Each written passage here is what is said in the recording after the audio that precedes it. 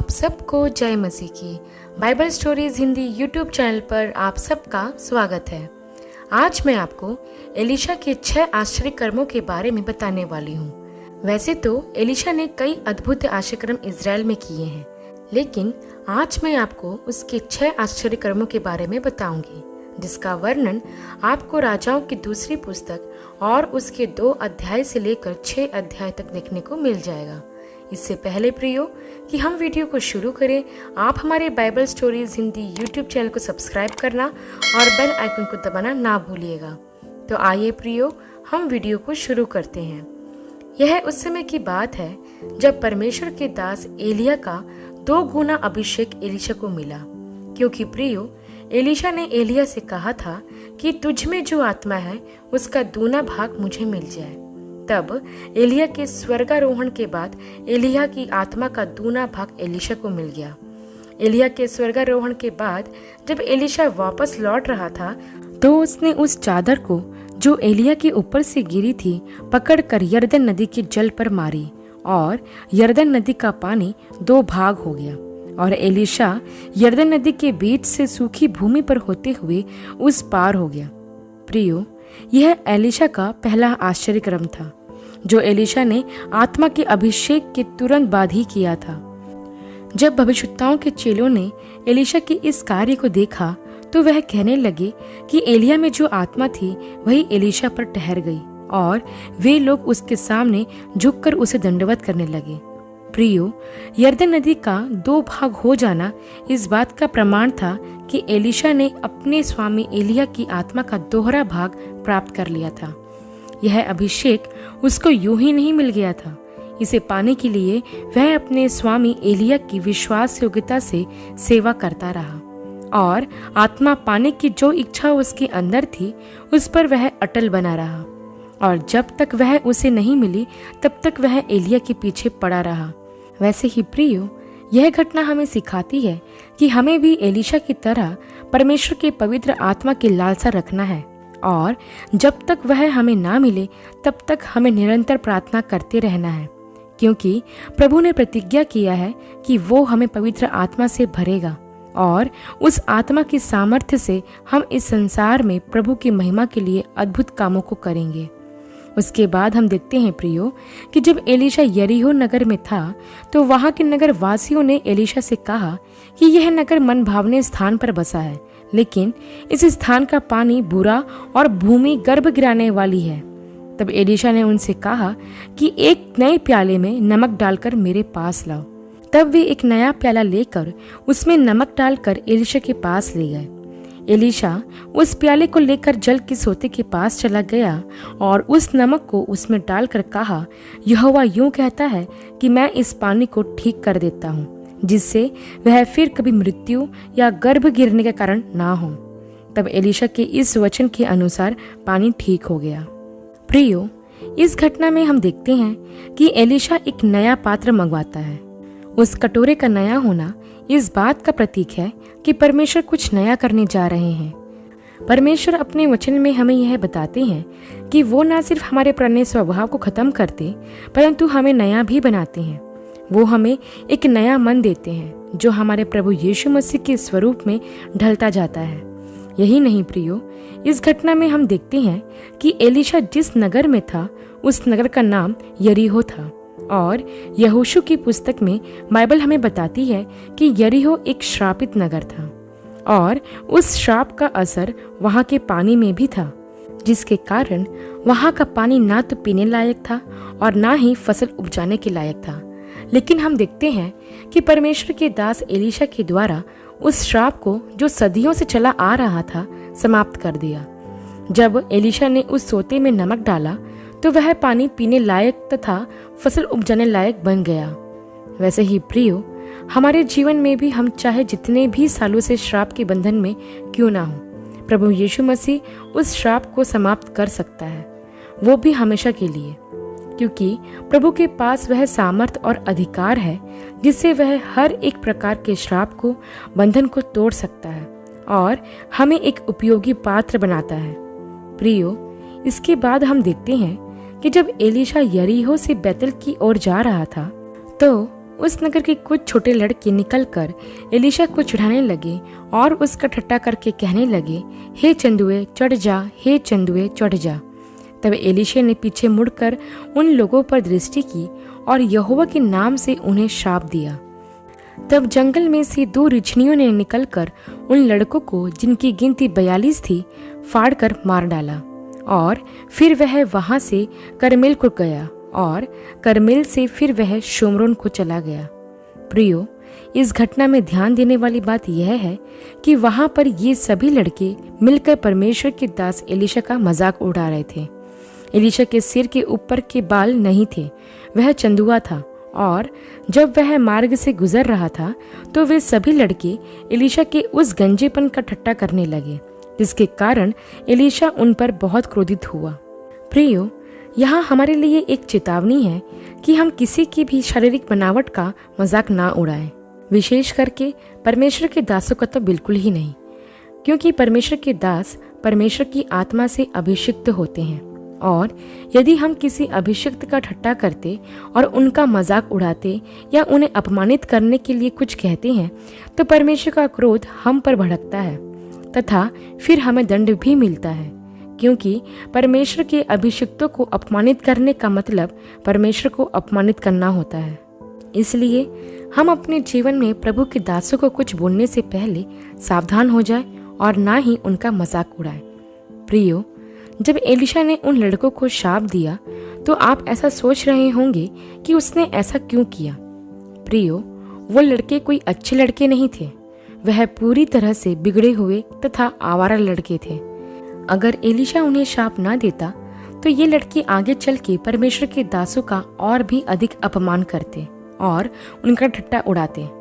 Elisha का उनको शाप देना एक चेतावनी थी, ताकि इन लड़कों के जैसा कार्य करने वाले अन्य लोग सावधान हो जाएं और उनके दिलों में एक डर पैदा हो जाए कि यदि उन्होंने परमेश्वर के दासों का ठट्टा उड़ाया तो उनके साथ क्या हो सकता है।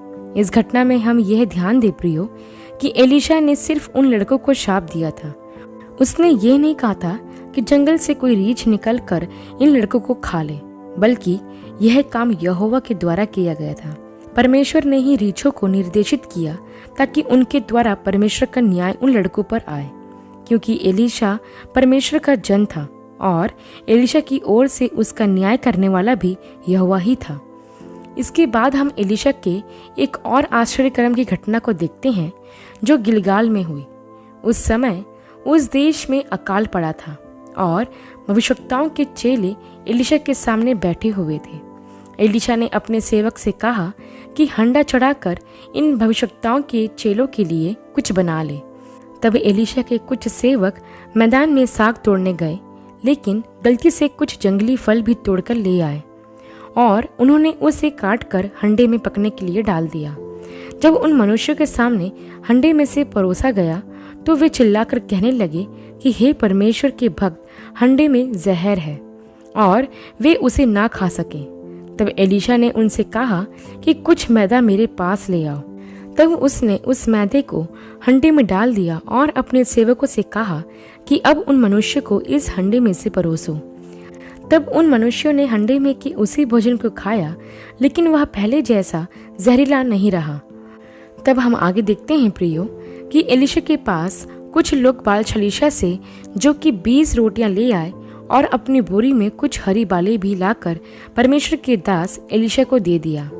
तब एलीशा ने कहा कि इन रोटियों को लोगों को खाने के लिए दिया जाए। तब उसके सेवक कहने लगे कि प्रभु 100 लोगों में इन 20 रोटियों से कुछ नहीं होगा। तब एलीशा ने उनसे कहा कि लोगों को खाने के लिए दे दिया जाए, क्योंकि यहोवा यूं कहता है कि उनके खाने के बाद कुछ बच भी जाएगा। तब एलीशा के सेवकों ने ऐसा ही किया और वे क्या देखते हैं कि सब लोगों के पेट भर के खाने के बाद भी कुछ बच गया है।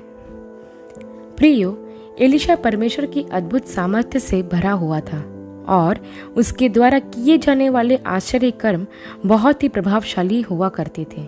इन दोनों घटनाओं में हम देखते हैं कि परमेश्वर जो एलीशा के साथ साथ थे उसे कभी लज्जित होने नहीं दिया।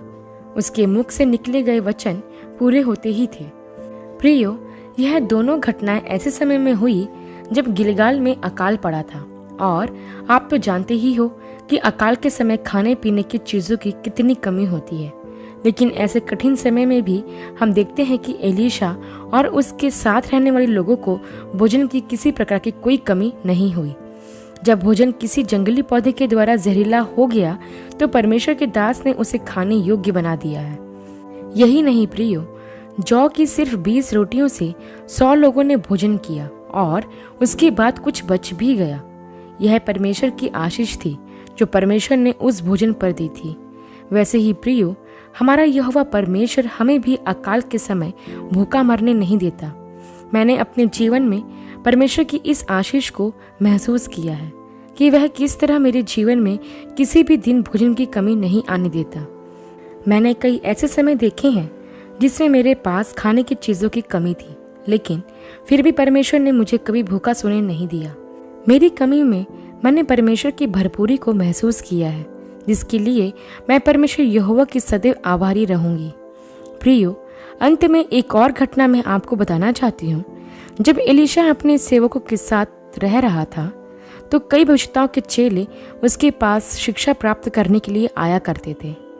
उनमें से एक चेले ने एलीशा से कहा कि जिस स्थान पर हम रहते हैं वह बहुत छोटा है, इसलिए हम यरदन नदी के किनारे से कुछ लकड़ियां काट कर लाते हैं जिससे हम यहाँ रहने का स्थान बना सकें। तब एलीशा ने उन्हें ऐसा करने की आज्ञा दे दी और वे लोग यरदन नदी के किनारे पर लकड़ी काटने को चले गए। जब वे लकड़ी काट रहे थे तो उनमें से एक चेले की कुल्हाड़ी बेंत से निकलकर नदी में जा गिरी और वह चेला चिल्लाकर कहने लगा, हाय प्रभु, यह तो मांगी हुई थी। जब उसने एलीशा को यह बताया तो एलीशा उसके साथ नदी के किनारे आया और उससे पूछा कि कुल्हाड़ी कहाँ गिरी थी। तब उस चेले ने वह स्थान बताया जहाँ पर कुल्हाड़ी गिरी थी। तब एलीशा ने उस स्थान पर एक लकड़ी काट कर फेंकी और वह कुल्हाड़ी जो लोहे की बनी हुई थी पानी पर तैरने लगी। तब एलीशा ने उस चेले से कहा, जा जाकर कुल्हाड़ी उठा ले। तब उस चेले ने हाथ बढ़ाकर उस कुल्हाड़ी को उठा लिया। प्रियो, यहाँ हम एक ऐसा आश्चर्य कर्म देखते हैं कि जो विज्ञान के विपरीत है। विज्ञान के नियमों के अनुसार जब भी कोई भारी चीज पानी में डाली जाती है तो वह डूब जाती है। जैसे यह कुल्हाड़ी भी जो लोहे की बनी हुई थी डूब गई थी, लेकिन जैसे ही एलीशा ने लकड़ी डाली वह लोहे की भारी कुल्हाड़ी एक पत्ते के समान पानी पर तैरने लगी। कुछ बातें हैं जो मैं आपको इस घटना से सिखाना चाहती हूँ। पहले तो यह है कि उस चेले के पास जो कुल्हाड़ी थी वह उसकी नहीं थी, वह उसे किसी से मांग कर लाया था। वैसे ही हम में जो आत्मा है वह हमारा नहीं है, वह किसी ने हमें दिया है और जिसने हमें आत्मा दिया है उसे हमें वापस लौटाना है। सबोपदेशक की पुस्तक और उसके 12 अध्याय के 7 वचन में लिखा है कि मिट्टी ज्यों की त्यों मिट्टी में मिल जाएगी और आत्मा परमेश्वर के पास जिसने उसे दिया है लौट जाएगी। हाँ प्रियो, वचन इस बात को स्पष्ट करता है कि आत्मा परमेश्वर के पास जिसने उसे दिया है वापस लौट जाएगी। लेकिन सवाल यह है कि हमने उस आत्मा का क्या किया। हमने इस संसार में उस आत्मा को खो दिया, संसार की बुराइयों में, अनैतिकताओं में और नाना प्रकार के व्यसनों में। दूसरी बात प्रियो, कि जब एलीशा ने उस चेले से पूछा कि कुल्हाड़ी कहाँ गिरी थी, तब उस चेले ने एलीशा को वह जगह बताई। प्रियो, वह चेला उस जगह को भूला नहीं था जिस जगह पर वह कुल्हाड़ी गिरी थी। वैसे ही प्रियो, हमें भी यह याद रखना बहुत जरूरी है कि हमने अपने उद्धार को, अपने अनुग्रह को और अपनी आशीष को कहाँ खो दिया है।